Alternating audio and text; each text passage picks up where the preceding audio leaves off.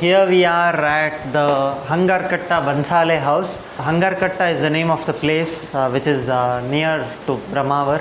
The word Bansaale refers to a trading and a warehouse. It's a very beautiful, vast trader's house. So we are going to see the artifacts inside the house, also the design on the pillars, etc.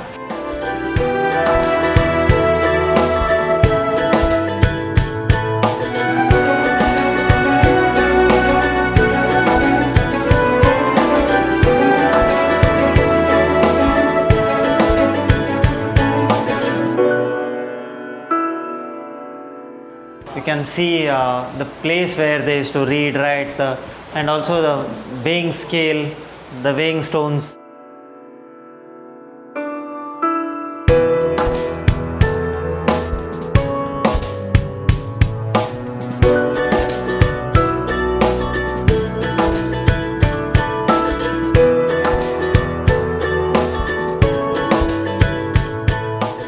So you can also see a account section where they used to write down the accounts, and there's a locker as well. So they used to trade a lot of things, like could be the gold, silver, also the minerals, the spices, etc.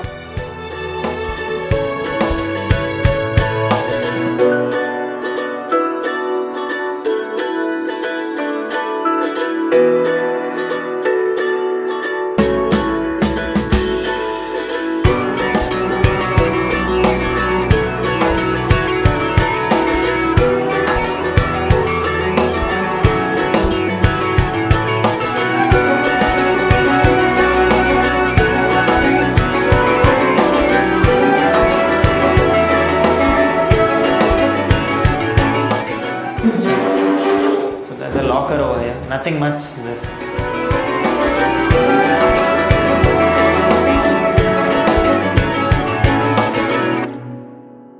So this is the way to the attic actually. So it's closed right now so that the visitors won't go there, because it's very dusty as well. It's a storage area, so visitors are not supposed to go there.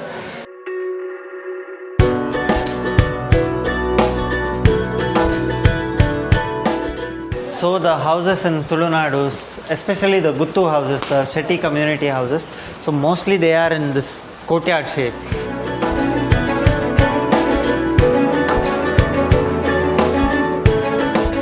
Courtyard system is always a plus point for a healthy environment, because the breeze, the fresh air comes from the out through the windows, and the heated air normally goes out through this courtyard. So that is the basic concept of courtyard.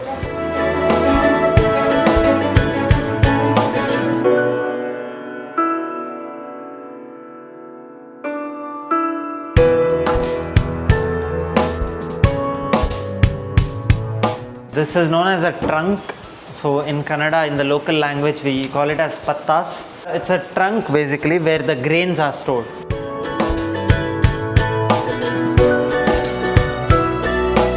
There are compartments as well. So this is one compartment, and here goes another one. So this is one more compartment over here. Different grains and all were stored, and the landlord used to sleep on this so that no one steals it.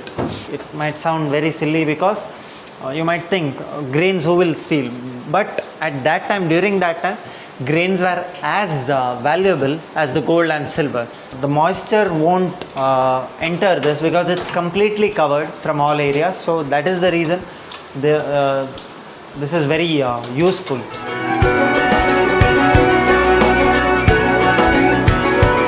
Also, you see these kind of large vessels. These are used to measuring of paddy grains, rice, and also we have a smaller one which is used for the seed measuring. So they had different words for different measurements.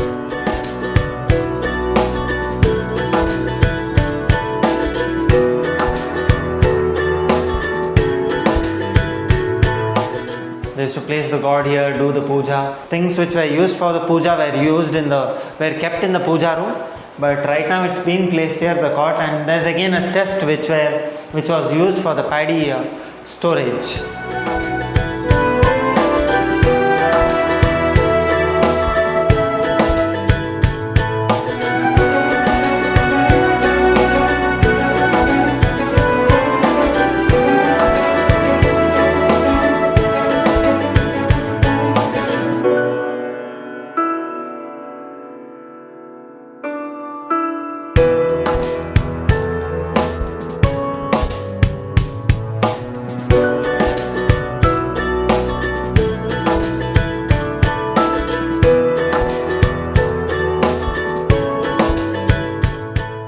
at the typical old kitchen.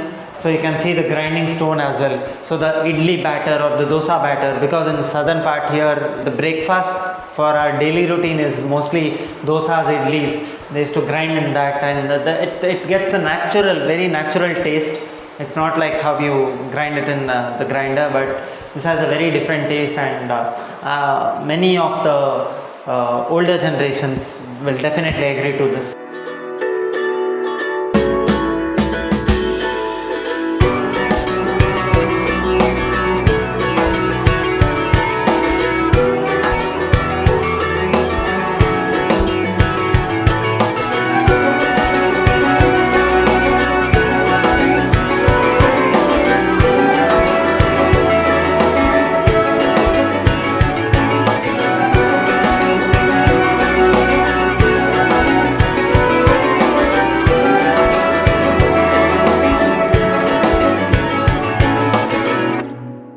And you can also see the utensils used, mostly it's brass and copper, and of course there are pots, earthenware also, which is some of them are made up of wood. So all these things were used during that time. And also please don't miss the beautiful wall here. You can see the shine on the wall, so it's very different from what you saw outside. So outside it was mud plastering, here again it's mud plastering. So but this is the cow dung, the natural paint. Kannada, we call this cow dung as segani.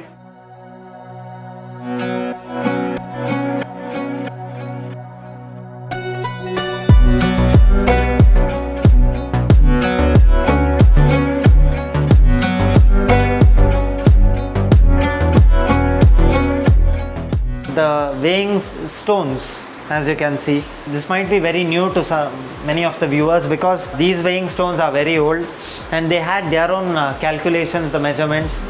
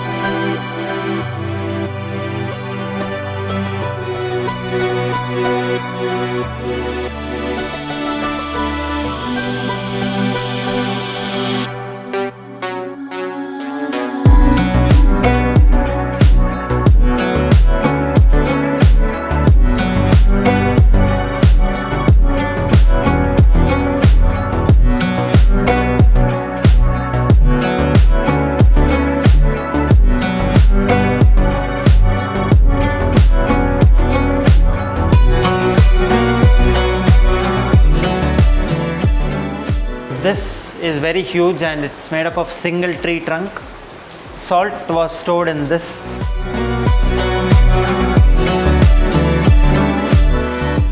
So this is a very unique kind of concept of this window. The ladies who are working in the kitchen, they can see who has come directly through the kitchen, directly from there to here, that, but not when the window is closed. So when the window is open, they can definitely get a view of who is coming and who is going out of the house. So you will get a lot of immense amount of light once you open this window.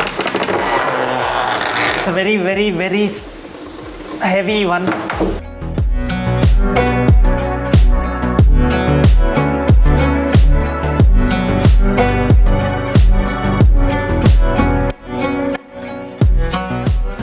So as you can see, there are a lot of carvings on the pillars.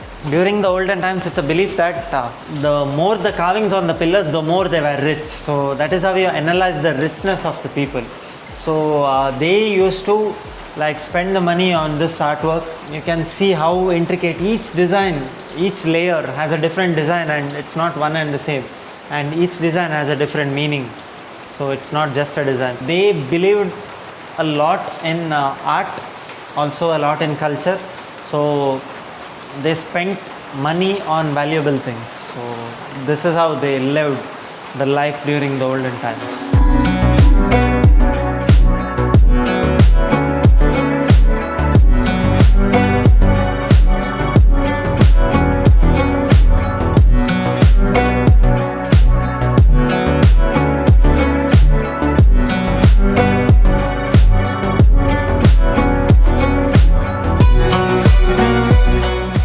These boats which you are seeing here belong to the Hungaracutta Bansaale Mane itself. These boats were used for trading, etc. So the goods were brought through the ships and then they were shifted to these boats. And at the same time, you look at the detailing in these boats. Here there are a lot of stitches and all, especially here in the inner part and here in the external part as well. You see the stitches. So it's all parts of wood, different parts of wood, stitched and joined together to make it as a single boat. So this is the uniqueness of this boat.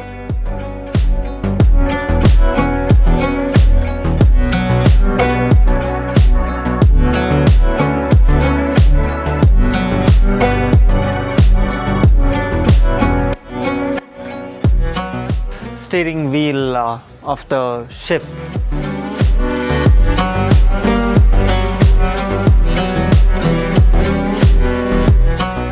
The white structure which you can see, that is actually the whale's bone.